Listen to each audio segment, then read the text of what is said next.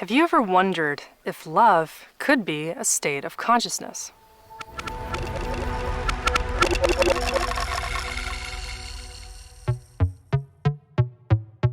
The Greeks described many different kinds of love, 8 to be specific. And one of the most fascinating forms of love that they talked about was called agape, otherwise known as universal or selfless love. So what is this kind of love? How can we attain a deep perspective on universal love as a function of source consciousness? Imagine perceiving the entire universe as a manifestation of your own creation, where every tree leaf, every grain of sand on a beach, every molecule of water, and every aspect within your body and the bodies of others exist in profound harmony.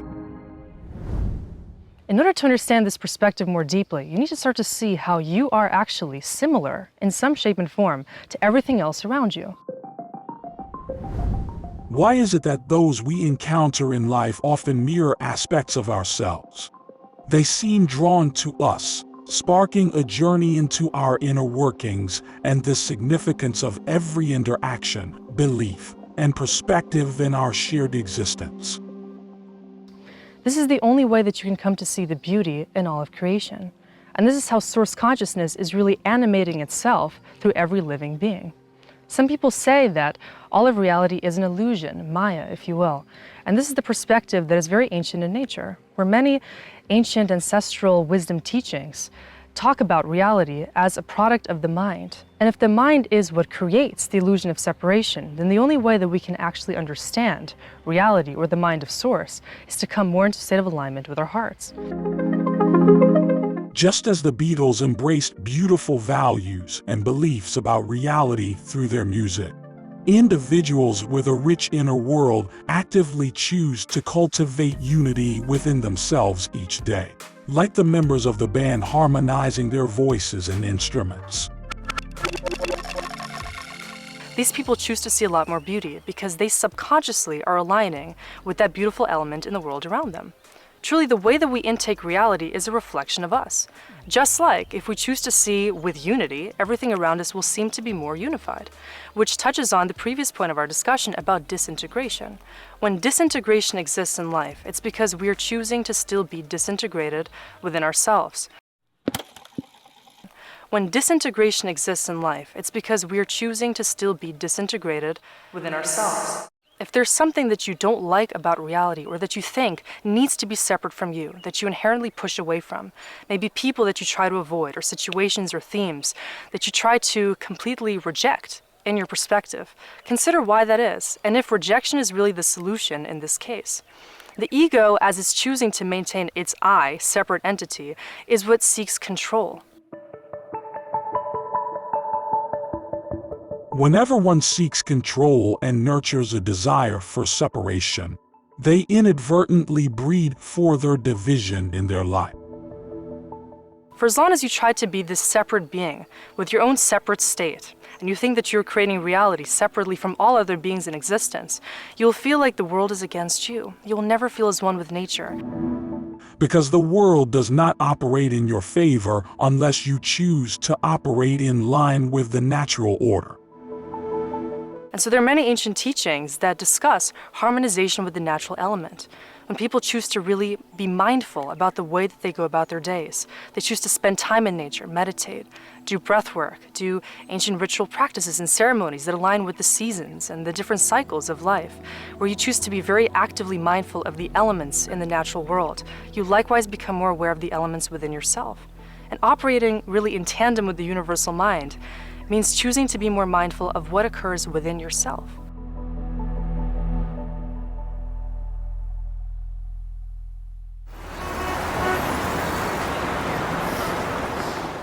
In the bustling city lived Maya, a thoughtful young woman. Each day, she faced choices, to focus solely on herself or to consider others. One day, she met a homeless man and chose to share her lunch and listen to his story. In that act of kindness, Maya felt fulfilled, embracing the universal love that connects all beings. From then on, she continued to choose love, finding happiness and connection in serving others. Even though you don't see that you are connected to everything else, to every other molecule in existence, everything is vibrating in synchrony. And the reason why we can explore universal love in this way is because of a concept known as quantum entanglement, which is a notion in quantum physics suggesting that everything in human reality is actually interconnected by nature. This also means, for example, that when you think about somebody and you start to entangle with their field just by thinking about that individual, you can actually start to resonate with them. You can actually start to resonate with them. For instance, this is why some individuals experience telepathy. Consider when you think about a friend you haven't spoken to in a while, and suddenly they call. You might recognize this as an example of entanglement. And your friend, through the antenna of their own holographic mind, was able to receive that thought, as we're all just receivers of information in this matrix. And as your friend received that thought and they realized that as you thinking about them, subconsciously the connection was formed and you were able to merge in this reality, though at separate distances. And so the way that quantum entanglement can be used to understand love is also that when you experience a state of love with another, in the romantic kind of a way, you're actually connecting heart fields. When two heart fields become interconnected and entanglement occurs, you may begin to feel love from a distance and actually share the same emotional state as the other person. You might start to feel their thoughts, feel their emotions, and feel like the love is bringing you together even if you are in, for example, a long-distance relationship, because love knows no bounds. Because love knows no bounds.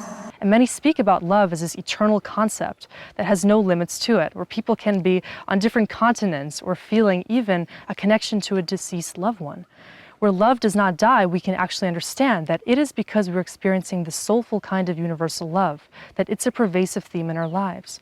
We're picking up love in terms of our consciousness, in our greater field of intelligence, which connects us to this frequency that lives on a universal scale. Experiencing love entails learning to entangle with everything else in reality in a deeply affectionate manner. It signifies tuning into a frequency within your own heart center, which consequently initiates transformative changes across various aspects of your life. As a state of entanglement, you can start to see that when you are entangling with another being, whether it's a person or an animal or any kind of a thing in a loving way, you are allowing yourself to bring love into that situation. Consider a scenario where you find yourself in an argument with a loved one. Instead of approaching the situation with love, you might feel inclined to resist. This could manifest as anger, disappointment, or blame towards the other person. In such moments, you opt against embracing universal love and instead prioritize maintaining your individual identity. Think about how that other person could receive your energy if you're trying to really neutralize that argument. By choosing to maintain your separateness and to prove that you're right and they're wrong, you're only choosing to enhance the separation. You're only choosing to enhance the separation. The way to choose universal love in a situation like this is to think about how you can first decompress, relax, calm down your nervous system, and think about coming back to the set point of love within you, which can feel like different things for different kinds of people. You can choose to quite literally entangle with another variable that puts you in a heightened frequency of love, such as listening to your favorite song, dancing, doing some meditation, or just focusing on your own heart space to think about what energy do you really want to be in, to think about how you can choose universal love in this moment.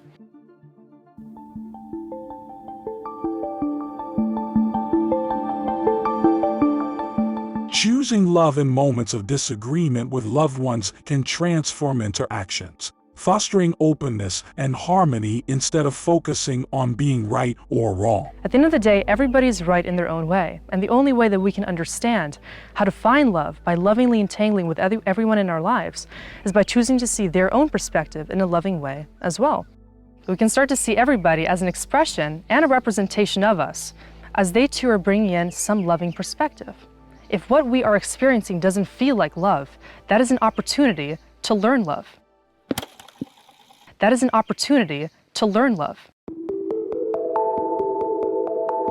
To cultivate more love within ourselves, it's crucial to deepen our understanding of how we can foster love in our daily lives. By nurturing a greater sense of love and compassion within, we can positively influence our interactions and experiences, fostering greater fulfillment and connection in our everyday lives. And this will ultimately allow you to entangle with more positive outcomes, with more people that will receive your energy, because just by emitting that love in your field and enhancing your heart's consciousness, you're likewise allowing yourself to operate in that frequency of love all of the time.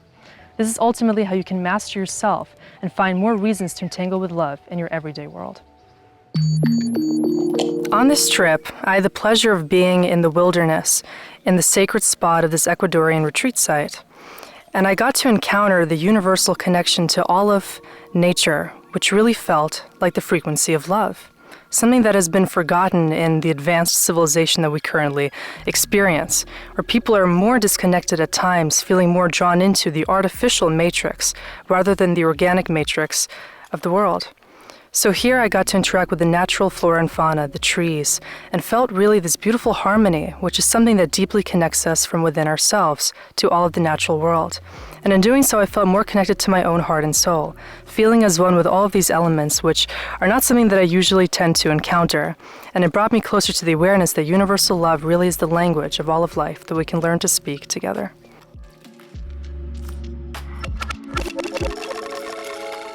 For this exercise, I want you to think about, do you love love? What is love to you as either a thing, an energy, an emotional experience, or some aspect of your life? And do you feel that you are seeking love? If love is something that you are seeking, what is it actually at your core that you're looking for? If you feel that love is some external variable that you want to bring into your life, ask yourself, why do you think it is a separate entity? And do you feel that you can become the energetic vessel to be love, so that you can magnetize more love into your experience by becoming that frequency? Life is a symphony of colors, each decision a brushstroke upon the canvas of existence, like the artist painting his masterpiece, waving melodies of our own choice.